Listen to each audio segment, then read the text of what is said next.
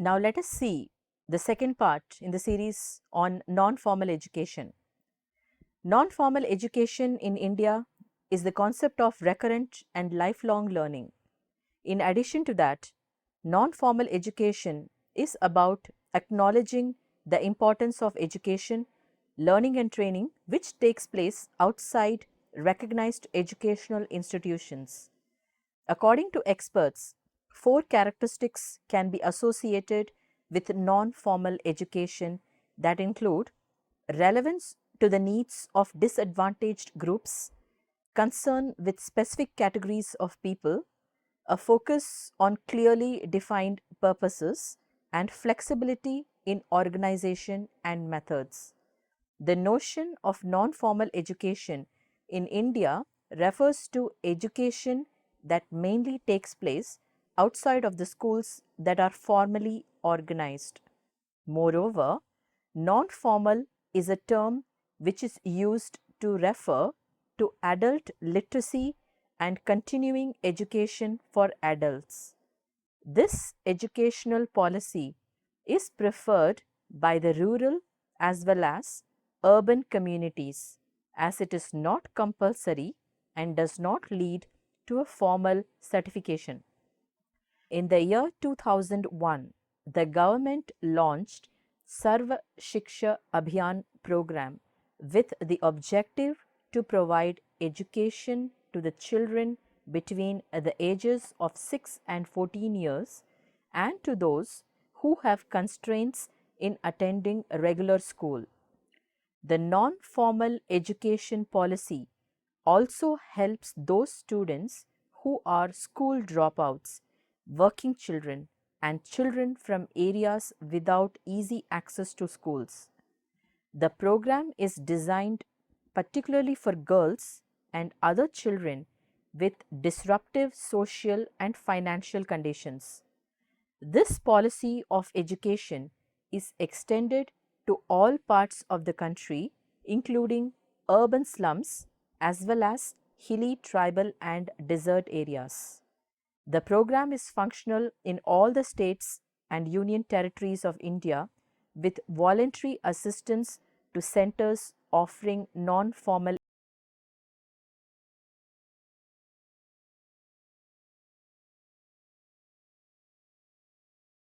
literacy is the main component of education. Both formal and non-formal education give priority to eradicate illiteracy. Listing formal education program has failed to produce the desired result. Non-formal education is the best strategy to make people literate. This is acceptable to everybody irrespective of age, caste and wealth. The 50% of world's illiterate population lives in India. In order to wipe out illiteracy totally in the world, the UN declared the year 1990 as the International Year of Literacy and the period between 1991 and 2000 as the International Literacy Decade. Illiterates fall under two groups: adult illiterates and illiterates below 14 years who drop out at elementary level. The overall dropout level was high in some states in 1987 and 1988. Bengal had 79.03 percentage, whereas Kerala had only 0.4 percentage. The National Sample Survey's 42nd round had further shown that in the age group of 6 to 12, 42.3 percentage of rural children were never enrolled in school. The currently accepted definition of literacy by UNESCO is: a person is literate when he has acquired skills for effective functioning in his group and community and whose attainment in reading, writing and arithmetic make it possible for him to continue to use those skills towards his own and the community's development. This leads to a question of currently acceptable term of literacy in our country. It is, anyone who can write his name can be included in the category of literate. The follow-up programs by non-formal way leads the fulfillment of all-round development mentioned in UNESCO's definition. It is the most significant welfare idea of this generation. The Government of India, through 5-year plans, has made special efforts to improve literacy, adult education, and women's education, particularly in rural areas. The plan observed that adult education is an integral part of the revised minimum need programs, which has objectives like reaching out to the poor directly. They should implement it through coordination with other departments and make it as an essential facet of planning.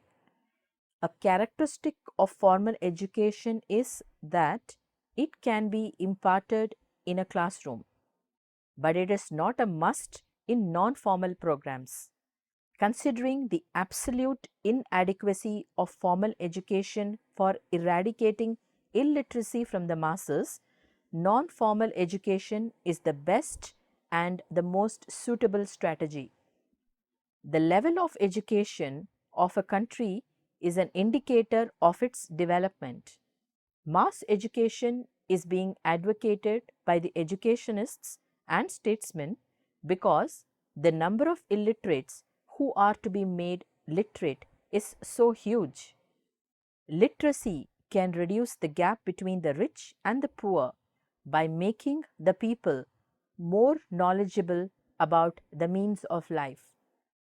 Literacy is the open door to knowledge and to a better tomorrow. In Indian situation, non-formal education is closely linked with adult education.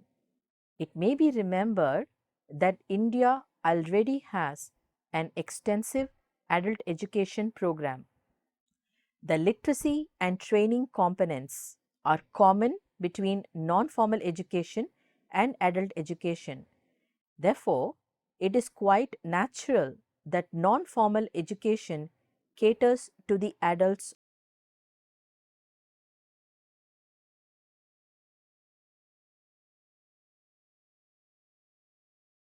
Any society depends on a well-informed and enlightened citizen. In this process, education has an important role, which molds the views and attitudes of people. The non-formal contents also contribute to social life. The social needs of the people are their desirability in society, compatibility with other people, and usefulness. Even a primary level of education improves a person socially and makes the status higher than that of an illiterate. Non-formal education revives the hopes of people becoming socially useful and desired. They can learn a skill or a hobby, or more so when they find a job, they can completely transform themselves. As they had no skill and were underproductive and unemployed, they considered themselves and were considered by others as unwanted and a burden to the society. Due to non-formal education, they are becoming socially conscious and at least aware of the benefits of planned parenthood, clean home and surroundings, as also about the use of mass media. The social significance of non-formal education increases if it makes the people socially conscious, desirable and useful. Non-formal education develops social consciousness of people towards social evils like alcoholism, drug abuse and corruption. Non-formal education leads to develop social sensitivity and social desirability, which again is increased by achieving social importance. Social desirability is seen in developing correct social values, attitudes, and habits. Curbing exploitation of children and women and promoting literacy are also socially desirable virtues. Non formal education contents for self development promote socially desirable values, attitudes, and practices. Educated people can be more useful to their society. The literacy program, family welfare campaigns, job training, and other community services of the non formal stream make people socially productive. People can be made socially aware by instructing them to use their capabilities and resources through non formal education.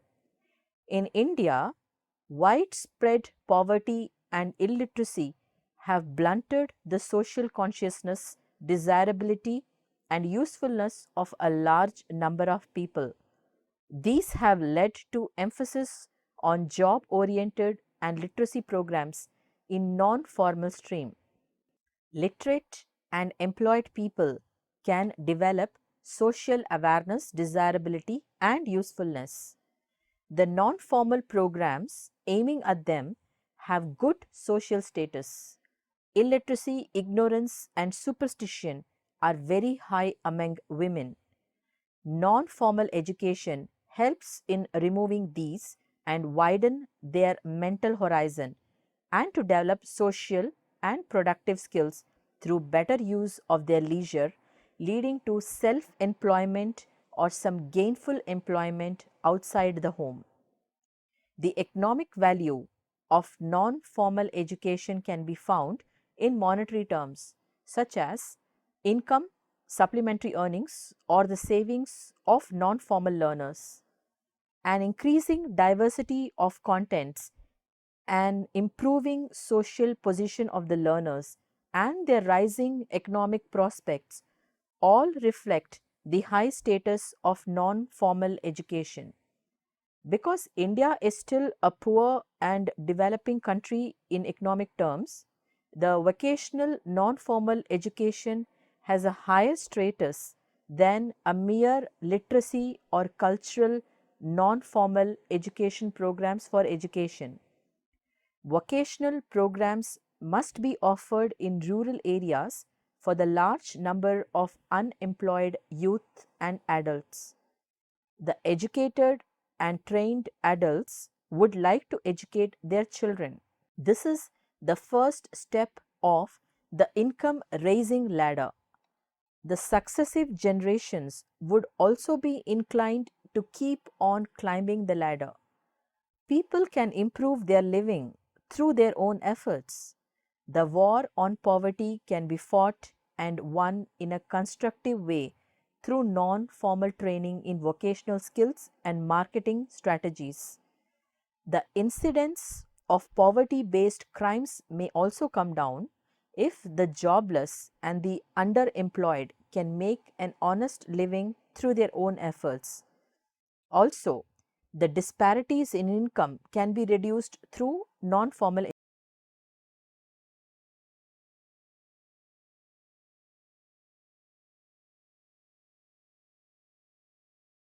non-formal education differ from the learners of the formal education. So, the methods used for non-formal education must suit the background of non-formal learners. The teacher-oriented methods such as formal class lectures will not work effectively in non-formal education. The methods ensuring maximum learner participation of the learners is applicable in this field. Methods such as talks cum demonstration, workshop, group discussion, self-study, and contact classes are the most appropriate methods for non-formal education. Methods that permit interaction, involvement, and opportunities to express oneself should be chosen for non-formal teaching. A combination of two or more methods will be effective for larger groups and individuals who seek varying objectives from non-formal education. An oral explanation becomes easier to understand through a demonstration, and so it is considered more appealing and effective. A good and proper demonstration requires a systematic planning. The workshop method is more effective than a demonstration as the learner gets personally involved in learning by doing it himself or herself. Unlike the demonstration method, in which the learners are usually passive observers, in a workshop, the learners themselves in groups prepare the article or articles under the guidance of the instructor. Group discussion is another fruitful method in the field of non-formal education. In a group discussion, members expose their views and arrive at a mutually agreed solution.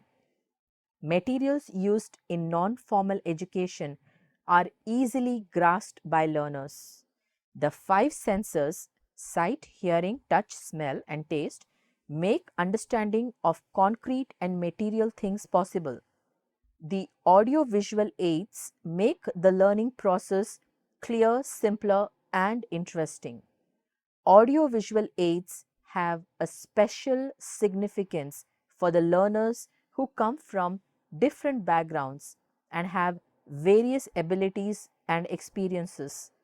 These materials help the learners to build a common platform of experience and to proceed from there to the abstract non-material aspect of learning. Graphic aids include charts, diagrams, flashcards, pictures and photographs, and these are mostly used to present information through eye-catching writings and illustrations. Displays on chalkboards, bulletin boards and flannel boards are used for presenting information as well. Three-dimensional aids, objects, specimen and models are more useful in non-formal education.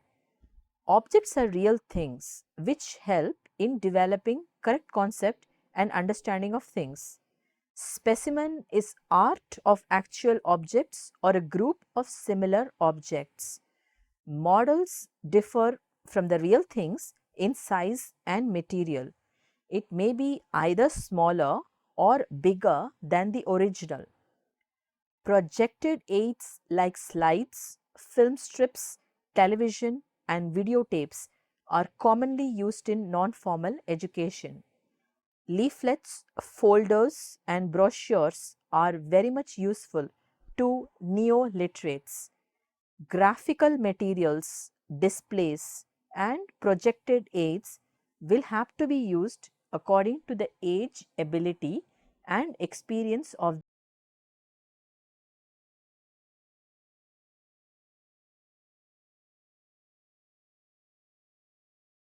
education has organized evaluation schemes, elaborate theories and rigid practical tests with a stringent system of final evaluation to assess students for success or failure. But all these methods are absent in non-formal education. It follows different criteria for evaluation, confined to not only judging the performance of the individual beneficiary, but to also evaluate what non-formal education has done for the educational and intellectual awareness of the community. It is necessary to find whether it has made any positive impact on learners. Evaluation is also needed to make better plans for the future. Periodical evaluation can help to find the weakness and deficiency in planning and implementation so that corrective steps can be taken. There are 6 methods used for evaluation in non-formal education. They are attendance, cost effectiveness, use of knowledge and abilities acquired, budget utilization, reaction of the learners and reaction of the instructor. Overall, attendance of the learners is a significant indication of the keenness of the learners. Attendance can be according to the programs. Cost effectiveness of the project in terms of input-output ratio can be worked out to evaluate the program. The use of knowledge and abilities acquired through non formal education can be evaluated. These can be done at three levels: personal development, like being able to do one's own work involving reading, writing, and simple arithmetic; fluency in conversation; cooking one's own meals, or dealing with government officials. Then we have competency in doing similar work for the family and neighbors, including reading and writing of letters for them, or arranging family and community functions, family planning camps and campaigns for clean environment, and also increased employment opportunities for men and women provided through better education in a non formal way. Using skills through non formal education, even self employment, are all a measure of the success of non formal education. The records of the income and the expenditure can be checked to find out if the resources are being properly utilized for the intended purpose and that there is no wastage or leakage. The reaction of learners can be measured through questionnaires and checklists, which can be administered in groups or individually, separately for the illiterates and literates and the less educated persons. The reaction of the instructor can be in the form of a report on his satisfaction regarding the impact of the non formal education on learners. University level non formal education program has been properly evaluated by examinations and assessments. The most difficult aspect of non formal education is its correct evaluation, as evaluation refers to a formal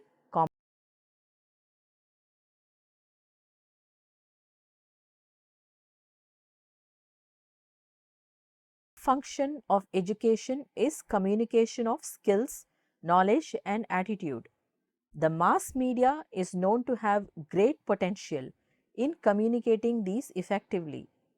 By application of various media in the field of education, millions of people have come to acquire new ideas, philosophies, approaches, and attitude. Educational broadcasting has an important role to play in furthering education and development. The role is more significant in the context of situations in developing countries like India, which are facing the problem of huge percentage of illiteracy and heavy dropout rates, and the emergent need to provide greatly increased access to education in formal and informal systems. Education is not limited to classroom teaching only. In this context, radio has been playing an important role for promoting relevant and interesting education. It not only informs but also inspires the audience. It is also a potential instrumental tool in the formal, informal, and non formal education. The All India Radio introduced programs for children from Bombay station as early as in 1929, and from Madras station in 1930. The pioneering school broadcast program started in 1932. 37 other stations followed suit and have been broadcasting educational programs quite successfully. The National Adult Education Program was implemented on a massive scale by the Government of India in order to remove illiteracy from the country since the 2nd of October 1978. The All India Radio has also committed itself to supporting the project with suitable program for publicity, motivation and training. In this service, learning directly from the teachers is minimal and there is more emphasis on learning through various mass media. Educational broadcasts are expected to play an important role in non-formal education system. In 5 states of Kerala, Gujarat, Maharashtra, Assam and Tamil Nadu, there are well organized radio cum correspondence training in languages and science. For example, the state government of Kerala, in collaboration with the AIR Trivandrum, has organized radio correspondence cum contact course for training teachers in the year 1975. As many as 35,000 teachers have been trained under this program.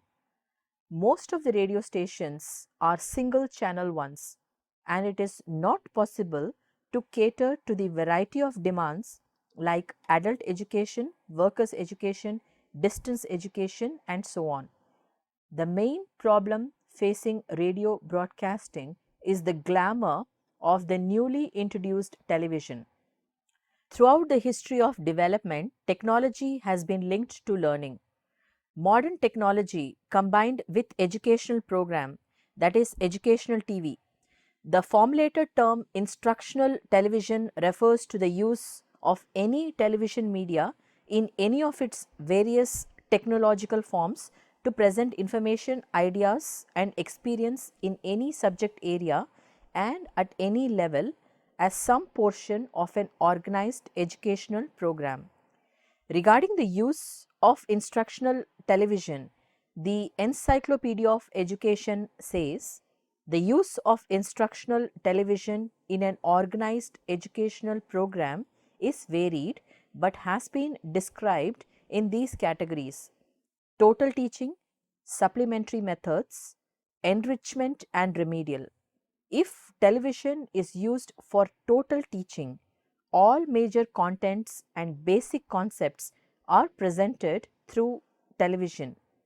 In supplementary use, television programs present material carefully correlated with the principal course material but not otherwise ordinarily provided. For enrichment, television is used to present materials considered desirable in subject areas other than the principal course of study. In its remedial aspect, television is used to present materials for makeup work or concentrated emphasis on narrow subject.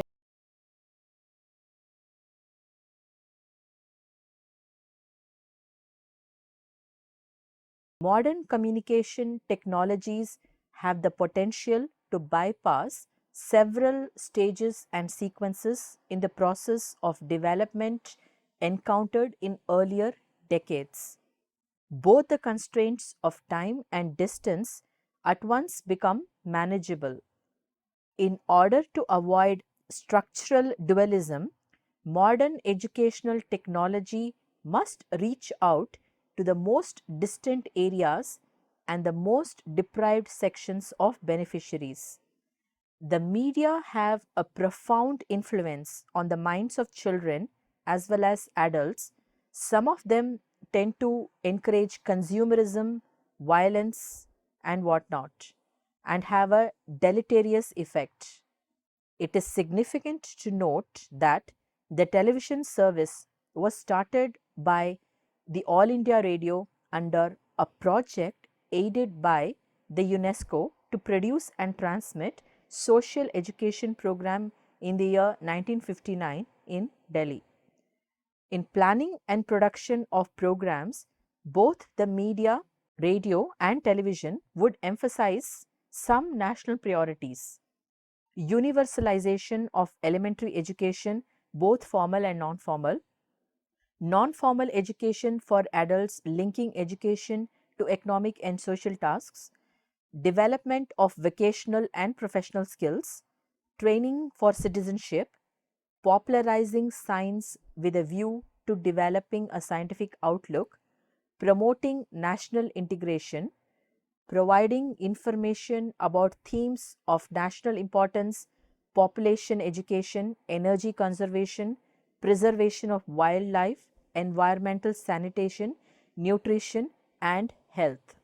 So, the effective utilization of media is successful in educating the masses about such concepts such as democracy, secularism, national integration, family welfare and population education.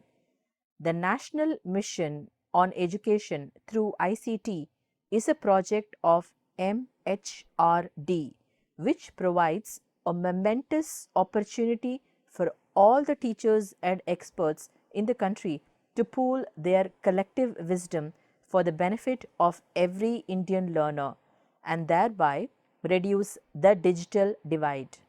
Under this mission, a proper balance among content generation, research in critical areas relating to imparting of education and connectivity so that we can integrate our knowledge with the advancements in other countries is to be attempted.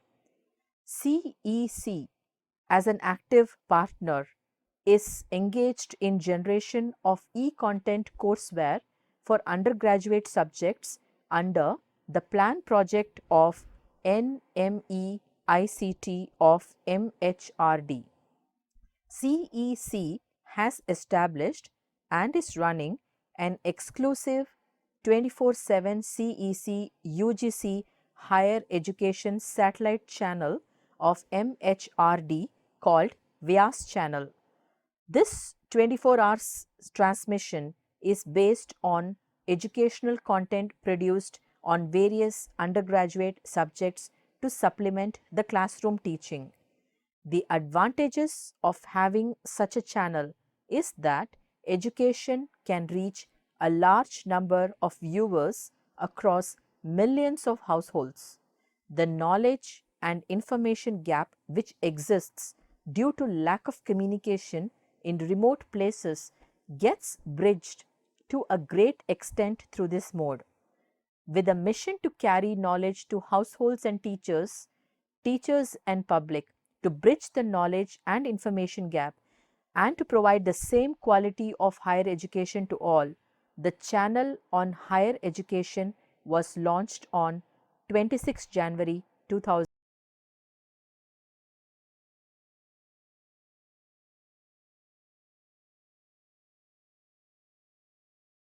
Non-formal education means learning to change one's behavior to enhance the quality of life through work and values without formal schooling. The academic objectives of non-formal education are clustered around school dropouts, functional illiterates, unemployed or underemployed youth and adults. Non-formal education is not a counter activity in opposition to formal education, but complements the formal stream of education. Non-formal education has the potential of being a lifelong education.